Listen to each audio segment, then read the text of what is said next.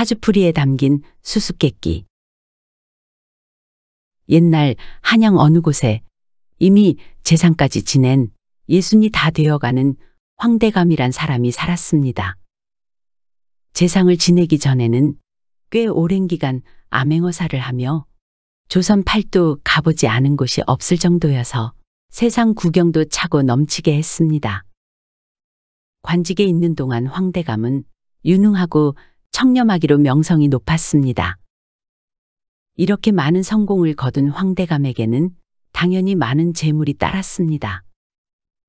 이리만 본다면 남부러울 것 하나 없는 사람이지만 황대감에게는 커다란 상처가 있었습니다. 그는 부인도 잃었고 또 자손도 귀했습니다. 부인은 황대감이 관직에서 물러나기 몇 년 전부터 알 수 없는 큰 병을 얻었고 한동안 음식을 제대로 넘기지 못하더니 결국 세상을 떠난 것입니다. 그런데 늦게 얻은 외아들 또한 얼마 전에 장가를 들였지만 지 어미를 닮았던 탓인지 몸이 허약하여 조금만 무리해도 탈이 잘 나는 편이었습니다. 과연 자손을 볼 수 있을지에 대해 황대감은 늘 걱정이었습니다. 어느 날이었습니다. 답답한 마음의 황대감은 청나라의 사신으로 가게 된 친구를 찾아가 부탁을 했습니다. 내 인생이 참 왜 이 모양인지. 안 사람도 먼저 보내고 우리 아들놈도 비실비실해서 늘 걱정이라네. 이보게, 여기에 내 사주를 적어 놓았네. 자네가 이번에 청나라에 다녀온다지. 유명한 점쟁이를 찾아가 내 사주 좀 봐주게. 알겠네. 너무 걱정 말게. 그로부터 몇 달이 지났습니다.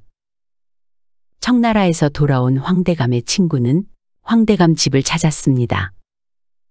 그리고 사주풀이가 적힌 서찰을 황대감에게 건네주면서 말했습니다. 청나라에서 아주 용하기로 소문난 점쟁이를 찾아가서 받아왔네. 미안한 얘기네만 내가 자네 사주풀이를 미리 열어보았네. 그런데 아무리 보아도 무슨 의미인지 알 수가 없더구만. 어서 펼쳐보게. 자네 이야기니 자네가 보면 알 수 있지 않겠나. 황대감이 급히 서찰을 펴보니 그 종이에는 딱 16자의 글자가 적혀 있었습니다. 3월 동량, 연분 낙배. 3월에 대들보에 앉은 제비가 술잔에 변을 떨군다. 남원 귀객, 승하의 자. 그리고는 그 사주풀이 종이만 뚫어져라 보았습니다. 글자만 읽을 줄 알면 뭐합니까? 도대체 이것이 무슨 뜻인지를 이해할 수가 없는데 말이지요. 어떤가? 좀 감이 잡히는 것이 있는가? 글쎄, 나도 모르겠는데 이게 대체 뭔 소리를 하려는 건지 알 수가 없구만. 황대감은 답답했습니다. 그러나 딱히 당장 물어볼 곳도 없으니 우선 묻어두기로 하고 그 사주풀이가 적힌 서찰을 서랍에 잘 보관해 두었습니다. 그리고 몇 해가 지났습니다. 황대감의 아들은 그때까지도 자손을 보지 못했지요. 그런데 그가 어느 날부터인가 시름시름 앓기 시작했습니다. 황대감 아들은 어릴 적부터 지금까지 술은 물론이고 아무리 맛난 음식이더라도 몸에 좋지 않은 것은 입에도 대지 않고 살았었지요. 그렇게도 조심하며 살았지만 그 정성이 무색하게도 병석에 눕게 된 것입니다. 용하다는 의원을 모두 불러 진맥을 해보았으나 백약이 무효했고 누구도 아들의 병을 고칠 수 있는 사람이 없었습니다. 결국 아들은 그렇게 반년을 앓다가 어머니를 따라가게 되었지요. 이제 황대감의 그 큰 집에 식구라고는 황대감과 며느리 둘뿐이었습니다. 황대감은 이미 후사가 끊긴 노인이었고 며느리는 자식 하나 두지 못한 청산과부인 것이었지요. 황대감은 절망 속에서 하루하루를 보내고 있었고 젊은 나이에 과부가 된 며느리 역시 긴긴 밤에 외로움을 어찌하지 못하고 눈물로 지새우는 날의 연속이었습니다. 황대감이고 며느리고 생불여사 살아도 사는 것이 아니었습니다. 며느리는 친정에라도 다녀오고 싶었지만 홀로 남은 시아버지가 걱정되어 차마 말도 꺼내지 못하고 있었지요. 그렇게 참다 춘삼월 꽃피는 봄이 오자 며느리는 용기를 내어 시아버지에게 속내를 말했습니다. 아버님, 저 친정에 한번 갔다 왔으면 하는데 그래도 되겠습니까? 아버님께서 허락해 주신다면 다녀오겠습니다. 황대감이 그 말을 듣고 생각해 보니 며느리가 그동안 얼마나 외롭고 슬펐을까. 그동안 많이 힘들었겠구나. 내 슬픔에 눈이 멀어 며느라기의 마음은 헤아리지 못했구나 라는 생각이 들었지요. 그래, 언제 갔으면 좋겠니? 글쎄요. 아버님께서 행장을 차려주시는 대로 가겠습니다. 가면 언제쯤 올 것 같으냐? 며느리는 잠시 생각하는 듯 하더니 그건 아마도 가봐야 알 것 같습니다. 그래, 오랜만에 나들이지. 가고 오는데도 한참 걸리고. 그동안 마음 고생하느라 힘들었으니 일찍 돌아올 생각 말고 푹 쉬다 오너라. 예, 감사합니다, 아버님. 며느리가 친정으로 출발하는 날이 되었습니다. 며느리는 황대감에게 하직 인사를 올리면서 아버님, 제가 벽장이랑 다락에 약주를 준비해 두었습니다. 다락에 올라가시면 주안상까지 다 봐놨으니 그것 먼저 드시고 거기서 잡수시다가 술이 떨어지면 그 뒤에 벽장 안에 있는 것을 꺼내 드세요. 오냐? 알았다. 너도 몸성이 잘 다녀오거라. 황대감은 며느리를 기분 좋게 배웅해 주었습니다. 그날 오후 황대감은 벌써부터 술을 찾았습니다. 아무도 없는 텅 빈 집에 혼자 있다 보니 더 술 생각이 난 것이었지요. 황대감은 며느리가 일러준 대로 다락에 올라가 보았습니다. 가보니 며느리가 마련해 놓은 술이 적잖이 있는 것이었습니다. 또한 며칠을 두어도 상하지 않을 만한 안주들로 준비해 놓은 것을 발견했지요.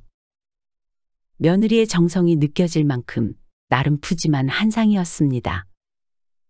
황대감은 다락에 앉아서 술 한 잔을 따라 마시려다가 날도 따뜻해지고 했으니 마루에 앉아서 먹어야겠다. 하고는 술병과 술잔을 챙겨 들고 마루로 나갔습니다. 그리고 술 한 잔을 따라 놓고는 자기 신세를 돌아보고 있었지요. 그런데 그 순간 기이한 일이 벌어졌습니다. 들보 위에 앉아서 지저귀던 제비가 날아오르며 똥을 싸는데 그것이 술잔에 똑 하고 떨어진 것입니다. 황대감은 자기도 모르게 중얼거렸습니다. 연분 이 낙배로다. 불현듯 몇 년 전 청나라로부터 받았던 서찰에 쓰여진 사주풀이가 생각난 것입니다. 3월 동량, 연분낙배. 3월의 대들보에서 제비똥이 잔에 떨어진다. 사주풀이를 받아온 글귀가 지금과 꼭 맞아 떨어지는 것이 아니겠습니까? 이거 참. 내가 지금 술이나 마시고 있을 때가 아니구나. 보통 사람 같았으면 잔을 새로 가져와 술을 마셨을 수도 있겠으나 사려가 깊은 황대감은 지금이 자신의 일생에 있어 뭔가 중요한 시기임을 직감했습니다. 황대감은 서랍 속에 넣어두었던 사주풀이가 적힌 서찰을 찾아 꺼냈습니다. 황대감은 사주풀이의 나머지 글귀인 남원귀객과 승하애자의 풀이에 집중했습니다. 황대감의 사주풀이를 한 청나라 점쟁이가 이미 몇 년 전에 3월 동량 연분낙배를 알아맞힌 만큼 이 사주풀이가 범상치 않은 그림을 확신하였고 나머지 내용이야말로 앞으로 자신에게 닥칠 중요한 일일 거라는 생각이 들었습니다. 황대감은 그 글귀의 의미에 대해 밤새 생각하고 고민해 보았습니다. 그리고 새벽녘이 되어가자 결단을 내렸습니다. 아침이 되었습니다. 황대감은 자기 집에 있는 하인들 중 가장 오랫동안 함께했던 청지기 오서방을 불렀습니다. 오서방 네가 우리 집 살림을 오랫동안 맡아왔으니 모든 전답들에 대해서는 속속들이 다 알고 있을 것이다. 예, 그렇지요. 그것들을 하나도 남김없이 모두 팔 것이니 내놓거라. 값이야 적당히 흥정이 되는 대로 해서 전부 팔도록 해라. 예? 그것이 갑자기 뭔 말씀입니까요? 아니, 논밭을 다 팔아버리면 뭐 먹고 사시게요? 허허, 내가 그리 걱정되는 게냐? 걱정 말거라. 나도 살 만큼 살았다. 마지막이라고 생각하고 내가 내 사주풀이를 따라 한번 가보려고 한다. 그것은 또 뭔 말씀이래요? 내가 다 생각이 있으니 걱정은 말고 시키는 대로 하거라. 황대감이 그런 명을 내린 지 며칠이 지났습니다. 그 많던 전답이 불과 며칠 만에 모두 팔렸습니다. 황대감은 하인들을 전부 불러 모아놓고 말했습니다. 너희들이 모두 살림살이가 어렵다는 걸 내가 알고 있다. 내 집에서 종살이하며 지내는 동안에는 내가 보살펴 줄 수 있었지만 내가 없으면 너희들이 먹고 살기 곤란할 것이다. 나는 여기 돈 조금만 가지고 나갈 테니 전답 팔아온 돈은 너희들 모두 나눠 가져라. 그것을 미천으로 해서 먹고 사는 걱정 없이 잘 지내길 바란다. 그리고 그리 살다가 혹여 내가 죽었단 소리를 듣거든. 부디 나 몰라라 하지 말고 너희가 나를 수습해서 우리 문중의 종산에 묻어다오. 그것이 내 마지막 부탁이다. 오랜 동안 이 집에서 나의 손발이 되어 주어서 고마웠다. 자, 이제 내가 하고 싶은 말은 다 했다. 가거라. 새 삶을 살도록 해라. 그리고 그날 밤 황대감은 텅 빈 집에 혼자 앉아 마지막으로 친정에 가 있는 며느리에게 편지를 보냈습니다. 며느라가 난 이제 집을 떠나기로 했다. 언제 돌아올지, 돌아올 수는 있을지 모르겠구나. 서방도 없는 집에, 아니 아무도 없는 집에 돌아오지 않아도 된다. 그러니 너도 네 갈 길 찾아 가거라. 젊디 젊은 네가 남은 평생 동안 죽은 내 아들만 바라보고 있기를 나도 원하지 않는다. 그동안 고마웠다. 그리고 고생 많았다. 라고 말이지요. 황대감은 이렇게 주변을 모두 정리하고 집을 나섰습니다. 황대감은 자신의 사주풀이에 나머지 수수께끼를 풀기 위해 남원으로 향했습니다. 그래. 우선 남원으로 가서 그곳에 있는 절을 찾아다녀 봐야겠다. 이 사주풀이의 승려가 등장하니 무슨 실마리라도 찾을 수 있을지 모르지. 황대감은 보름이 넘게 걷고 또 걸었습니다. 예순이 다 되어가는 사람이 먼 길을 걸어가는 것은 쉬운 일은 아니었지요. 남원에 다다르자 황대감은 그곳에 있는 절이라는 절은 다 다녀보았습니다. 혹시나 하는 마음에 그곳 스님에게 사주풀이 서찰을 보여주기도 하였지요. 하지만 누구 하나 내용을 제대로 해석하는 사람은 없었습니다. 마지막 절에서도 역시 별다른 소득을 얻지 못한 황대감은 절에서 나와 산 아래로 내려오고 있었습니다. 여기가 아니면 도대체 어디로 가야 한단 말인가? 황대감은 더 이상 갈 곳도 없어 난감해하고 있었습니다. 그런데 석양은 아름답게 지고 있었고 저 앞에 작은 오두막집 하나가 보였습니다. 저기 저 오두막집에서 자리를 내어주어. 하룻밤 묵어가면 딱 좋겠구나. 라고 생각하며 황대감은 그 집을 향해 다가갔습니다.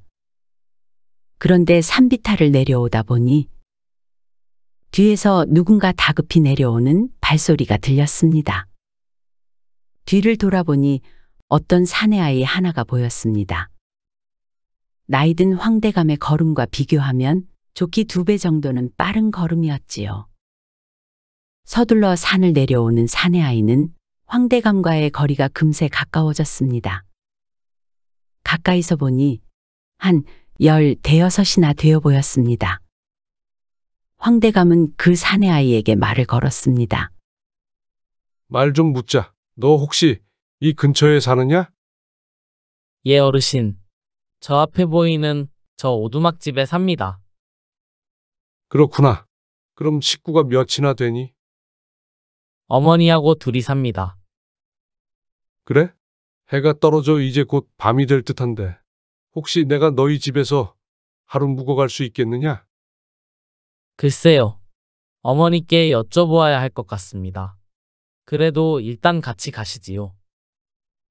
황대감이 사내아이와 함께 그 오두막집으로 가보니 안방과 그 옆에 작은 골방이 있는 구조였습니다. 황대감이 마당에 서서 눈에 보이는 세간살이와 주변 풍경을 둘러보고 있는데 사내아이가 부엌으로 들어가 자기 어머니와 대화하는 소리가 들렸습니다. 어머니, 웬 선비님이 하룻밤 묵어 갈 수 없냐고 하시는데 어떻게 하면 좋지요? 그래, 그럼 안방으로 모시거라. 네가 손님하고 안방에서 자면 되겠다. 내가 작은 방에서 자마. 그리하여 황대감은 그 오두막집에서 하룻밤을 묵어가게 되었습니다. 밤하늘엔 커다란 보름달이 작은 오두막집을 훤히 비춰주고 있었습니다. 사내아이는 어머니가 내어주는 밥상을 들고 들어와 황대감과 함께 먹었습니다. 저녁을 먹고 일찍 자리에 누운 황대감과 사내아이는 이런저런 얘기를 나누게 되었습니다. 그런데 아까 어디를 다녀오는 길이었더냐? 나무를 하고 온 것 같지도 않던데. 예, 저는 절에서 스님께 글 공부를 배우고 있습니다. 응? 어찌 서당으로 다니지 않고? 사실 저도 처음엔 아랫마을에 있는 서당에 다녔었지요. 그런데 같이 공부하는 학동들이 놀리고 괴롭히는 것이 힘들어 그만두게 되었습니다. 아니, 얼마나 힘들게 했길래. 나쁜 놈들이구만. 대체 그 놈들이 뭐라고 했는지 말해줄 수 있겠냐? 뭐 매일 똑같았습니다. 아비 없는 자식이라는 것이었지요.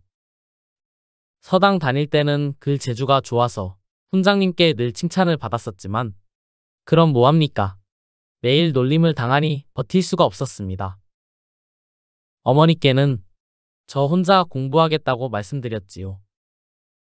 어머니는 아시는지 모르시는지 그냥 허락해 주셨습니다. 그런데 얼마 지나지 않아 감사하게도 절에 계시는 스님께서 제 공부를 시켜주신다고 하셔서 아까 선비님을 만났을 때가 마침 절에서 공부하고 내려오는 길이었습니다. 그래, 다행이구나. 책을 손에서 놓아서는 안 된다. 잘 되었구나. 두 사람은 밤늦도록 이런저런 이야기를 나누었습니다. 그런데 옆방에서 이 둘의 이야기를 듣고 있던 부인이 아무리 생각해도 선비의 목소리가 귀에 익은 것이었습니다. 그리고 한 남자가 떠올랐습니다. 부인은 그냥 무시하고 넘길 수가 없었지요. 그래서 옆방으로 문구멍을 내고 방 안을 가만히 들여다봤습니다. 어두운 방 안이었지만 창문 사이로 들어온 달빛에 비친 그 늙은 선비의 얼굴은 단번에 알아볼 수 있었습니다. 10년도 더 넘는 동안 하루도 잊지 않고 떠올린 바로 그 얼굴이었습니다. 그 부인과 황대감 사이에는 과연 무슨 사연이 있던 것일까요? 사실 황대감은 10수년 전 남원에서 지낸 적이 있었습니다. 그러니까 그가 한 40 정도 되었을 무렵이었습니다. 길지 않은 기간 동안 지방관을 감찰하고 처벌하기 위해 암행어사라는 이름으로 이곳 남원에서 몇 달간 머물러야 했었지요. 그러다 한 여인을 만났습니다. 그 당시 여인의 나이는 20살 정도였고 하나뿐인 가족이었던 아버지가 세상을 떠나고 혼자 지내는 처지였습니다. 황대감은 당시 신분을 숨겨야 하는 일인지라 어느 평범한 집에서 묵으며 눈에 띄지 않게 지냈어야 했지요. 그런데 바로 그것이 이 여인의 집이었던 것입니다.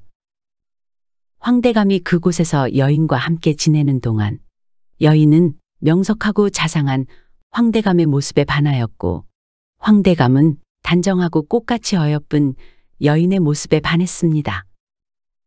두 사람은 그렇게 서로에게 마음을 숨길 수가 없었고 황대감은 처자식이 있는 암행어사의 신부님에도 불구하고 아무도 모르게 두 사람은 하룻밤을 함께 보내게 된 것이었지요. 그러나 안타깝게도 이 두 사람의 인연은 여기까지였습니다. 황대감은 그곳에서의 업무를 마치자 다시 떠날 수밖에 없었지요. 어쩔 수 없다는 것은 알고 있지만 여인은 떠나간 황대감을 매일 기다렸습니다. 그리고 오늘 여인은 그토록 기다렸던 황대감을 만난 것입니다. 부인은 샘문을 탁 제쳐 열고는 15년 전 남원 장승촌 감나무가 있던 집에서 석 달 지내다 가신 어른 아니십니까? 갑자기 열린 문에 깜짝 놀란 황대감은 이부자리에서 곧바로 일어났습니다. 사내 아이는 불을 켜고 세 사람은 자리에 앉았습니다. 그리고 황대감도 여인의 얼굴을 들여다보니 옛날 기억 속의 한 여인이 떠올랐습니다. 황대감이 부인에게 물었습니다. 그렇다면 당신 이름이 복순이 맞는가? 예, 맞습니다. 복순입니다. 황대감은 여인의 이름을 잊지 않고 계속 기억하고 있었던 것입니다. 두 사람은 눈물이 핑 돌았습니다. 선비님의 이름도 성도 모르니 그저 순수한 마음으로 찾아뵙고 싶어도 찾아갈 수가 없었습니다. 선비님이 떠나시고 10달 후에 낳은 아이가 바로 이 녀석입니다. 라고 말하며 여인은 사내 아이를 가리켰습니다. 황대감은 놀랍고 또 기뻤습니다. 성씨라도 알았으면 좋았을 것을 제 아들놈에게는 그저 제 성을 붙여주었습니다. 이제 선비님의 성을 붙여도 되겠습니까? 아, 그야 물론이지. 고맙네. 그리고 미안하네. 그동안 혼자 얼마나 힘들었을고. 내가 비록 늙었지만 늦게나마 아비로서 최선을 다할 것이네. 남원 귀객 승하애자. 남원으로 돌아온 손님이 자식 없는 중이 우연히 아이를 얻게 된 것 마냥 너무나 기쁜 나머지 아이를 지극정성으로 돌보게 된다는 내용이었던 것입니다. 그 글귀가 아니었다면 황대감도 다시 남원으로 돌아올 일이 없었을 테지요. 그리고 복순 여인을, 아들을 다시 만날 수 없었을 겁니다. 그 사주풀이야말로 황대감이 가문의 대를 잇게 해주고 또 말년의 삶을 이끌어준 길잡이 역할을 톡톡히 해주었습니다. 황대감과 복순 여인은 처해진 삶의 역할에서 벗어날 수 없었기에 각자의 자리에서 따로 살아가고 있었던 것이지요. 그렇지만 다행히도 많은 시간이 흐른 뒤였지만 세 사람은 한 가족이 되어 살게 되었습니다. 집을 떠나올 때만 해도 사실 황대감은 인생의 막바지라고 생각했습니다. 부인도 잃고 하나뿐인 아들마저 먼저 보냈지요. 대를 이을 자손 하나 남기지 못해 조상님께는 죄인과도 같았습니다. 어찌 보면 참 기구한 인생이었습니다. 그러나 이제는 복순이와 그의 아들이라는 존재 자체가 황대감에게는 삶의 희망이 된 것입니다. 그러니까 이제 황대감의 두 번째 인생으로 가는 새로운 문이 열린 것이지요. 하인들에게 재산을 모두 나눠줘 버렸기에 전보다 비교할 수 없을 정도로 가난하게 살게는 되었지만 황대감은 어느 때보다 행복이란 것을 느끼며 또 감사하며 살 수 있었습니다.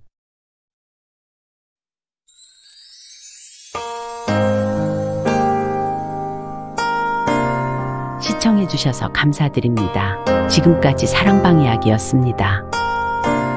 항상 건강하시고 행복하시고 만사형통하시고 평안하시고 꽃길만 걸으시고 좋은 일들만 가득하시기 바랍니다. 마지막으로 구독, 좋아요도 눌러주세요. 더 재미있는 이야기로 찾아뵙겠습니다.